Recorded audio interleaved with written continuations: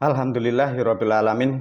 Para pemirsa, sedikit melanjutkan dari video tentang menganalisa atau melihat keberuntungan. Untuk video ini diberi judul oleh guru latihan bohong sejak kecil. Para pemirsa dimanapun berada, judulnya video ini sangat unik ya, tentang kata bohong dan berhubungan dengan video yang pertama, rezeki atau keberuntungan. Sesungguhnya keberuntungan manusia itu pun ditentukan terutama dari suatu wilayah atau suatu keadaan politik.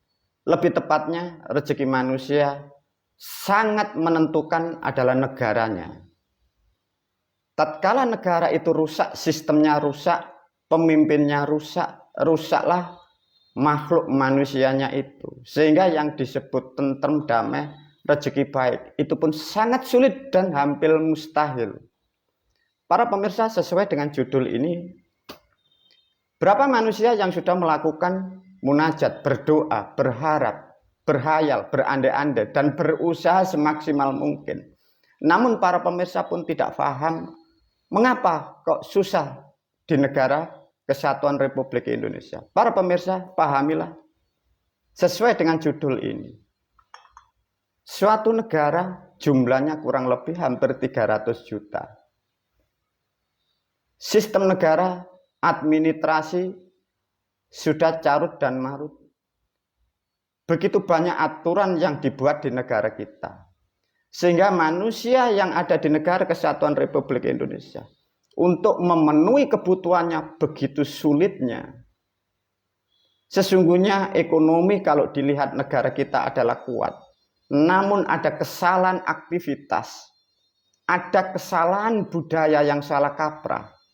Sehingga bangsa manusia sebesar apapun gaji atau pendapatan rata-rata di negara Kesatuan Republik Indonesia tidak mampu untuk mencukupi membuat kebaikan di keluarga. Mengapa, Guru?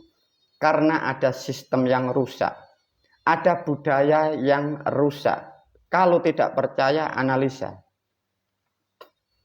Satu contoh aktivitas keagamaan. Baik orang mati, baik itu manusia baru lahir, baik acara-acara yang berupa arisan, baik apa acara-acara yang ada di kurikulum, pungutan-pungutan, pajak liar, pajak negara.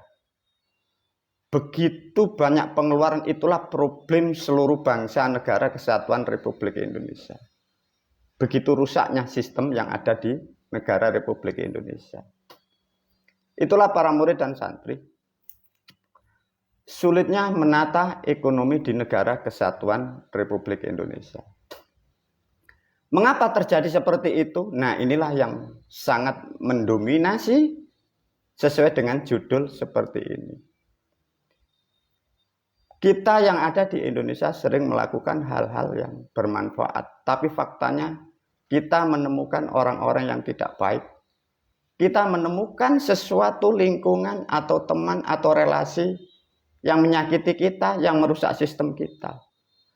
Bila disimpulkan dengan sederhana, lingkungan kita banyak pembual, banyak penipu.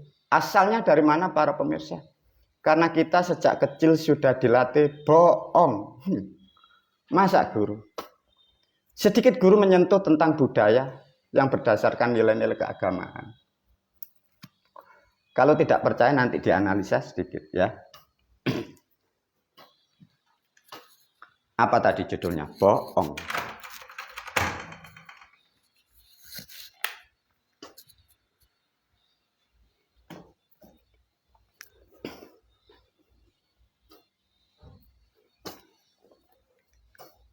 Kembali lagi sesuai bidang guru dan apa yang diajarkan oleh guru kepada murid dan santrinya.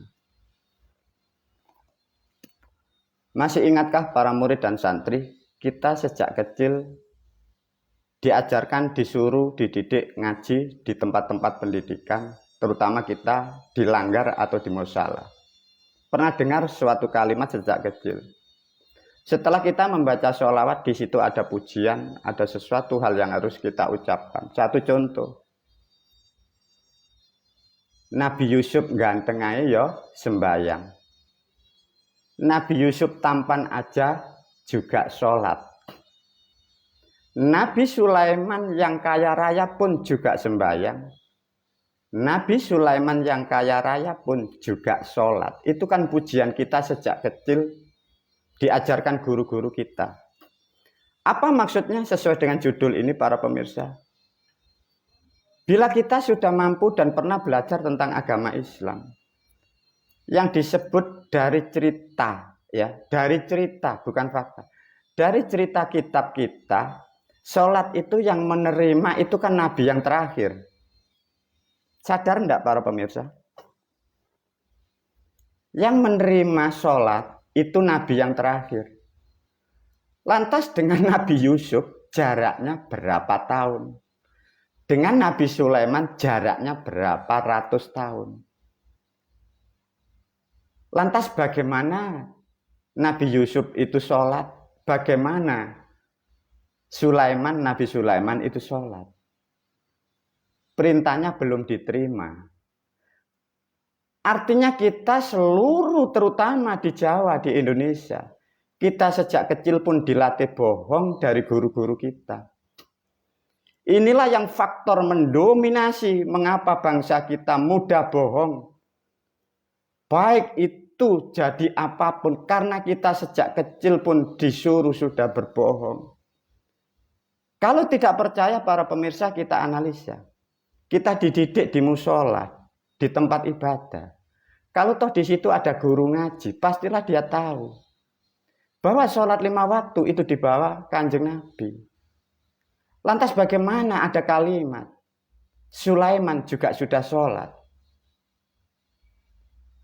Lantas apa hal seperti ini? Inilah faktornya para murid dan santri. Dan orang-orang seperti itu menjadi kita. Dan sekarang menjadi pemimpin-pemimpin kita, menjadi guru-guru Anda. Bahkan menjadi Anda, dan Anda pun juga sejak kecil sudah dididik untuk bohong. Sedangkan di dalam pendidikan agama kita sudah tahu bahwa sholat adalah di bawah Nabi yang terakhir. Lantas apa yang kita ucapkan? Bahwa Yusuf katanya sudah sholat. Sulaiman sudah sholat. Maka inilah yang menjadikan sesuatu kerusakan di negara. Maka bangsa Indonesia rata-rata orang-orang yang beragama 90% kalau tidak bohong, dia tidak mampu untuk mencukupi kehidupannya. Inilah problem sampai ini hari belum terselesaikan. Jadi apa yang ada di pikiran mereka selalu bohong dan bohong dan bohong. Nah itulah yang menjadikan kerusakan baik ekonomi, sosial, bangsa dan negara. Semoga sedikit pemahaman nasihat seperti ini. Belajarlah pandai. Analisa kitab-kitab yang Anda pelajari. Kalau toh itu salah, janganlah kau ajarkan. Kalau toh itu salah, tinggalkanlah. Demi kebaikan kalian semua. Demi kemajuan bangsa manusia. Demi kekuatan bangsa dan negara setelah tahun-tahun dari Pilpres tahun yang akan datang. Itulah para murid dan santri, hati-hati dengan kata bohong dan perilaku bohong. Karena tanpa sadar kita sejak kecil pun sudah dilatih guru kita. Maka tak heran kalau setiap rumah tangga di negara kesatuan Republik Indonesia, kaum pria membohongi wanitanya. Yang wanita pun juga membohongi kepada suaminya. Orang tua pun membohongi anaknya. Pemimpin-pemimpin kita pun membohongi rakyatnya. Dan rakyatnya pun membohongi dari pemimpinnya. Karena kita sejak kecil pun diajarkan untuk hal-hal yang bohong. Tapi kita pun tak akan pernah sadar. Semoga nasihat ini mampu mempengaruhi cara berpikir agar yang tepat dan benar. Sehingga kehidupan kita betul-betul menjadi manusia yang sadar. Mengerti akan hal-hal yang baik dan buruk. Wabillahi taufiq wal hidayah wa ridha wal inayah. Assalamualaikum warahmatullahi wabarakatuh.